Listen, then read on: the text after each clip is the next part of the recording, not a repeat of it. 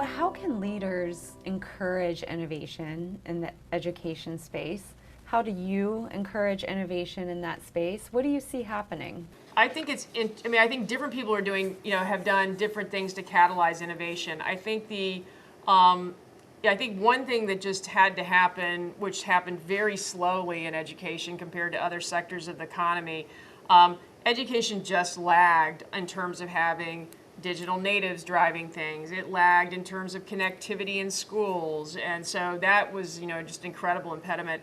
It lagged in terms of just a reticence, which still exists, of course, but a reticence to think about new models. I think that's changing rapidly, however. So I think that what leaders, you need to stay focused on the end goal, and the end goal, we can all get distracted by all kinds of political issues or all kinds of, but the end goal is to drive improved learning outcomes so that everybody has access to the future. And so, it's not a political debate about charter schools or a political debate about higher ed accreditation. It really is about how do we move the ball forward to get everyone benefiting.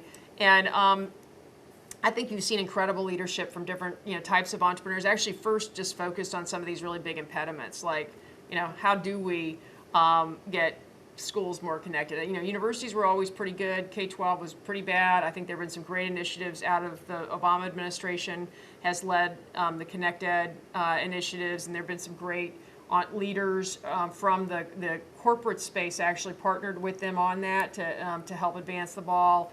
Both the corporate and the philanthropic space. So I think that there has been, in education, you needed leadership first to take the ball on just some of the fundamental problems. To try to get some of the impediments moved so natural entrepreneurs could come in and actually have successful offerings.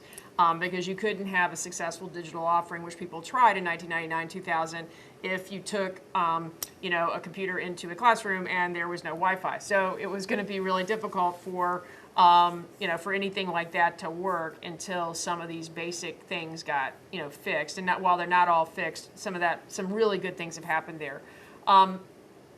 I think it's really interesting. I think people you actually look at somebody like Wendy Kopp and Teach for America. I think the impact that she's had on the education sector is extraordinary. And it's not just because you're putting incredibly talented young people into schools that need talented teaching support to augment the existing talented teaching support. But what she did was make education cool, right? To a group of people who really it was not occurring to university graduates that who were majoring in computer sciences that they should think about taking a couple of years off and actually teach and develop an understanding of the dynamics that are happening in classrooms, particularly low-income classrooms all over the country.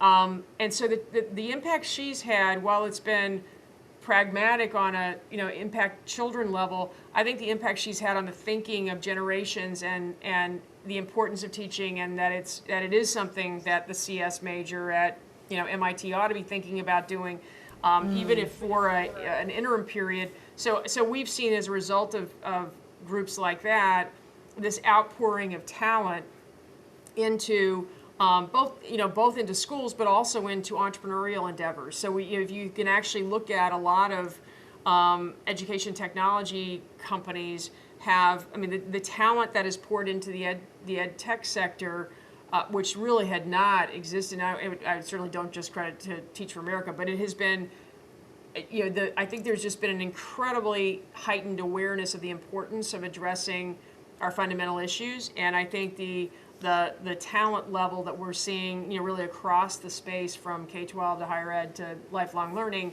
is something we've never seen before. So I think it's made all the difference, and I think it's when you have leaders like the Wendy Kopps of the world who kind of create this paradigm that completely changes the way people think about a sector.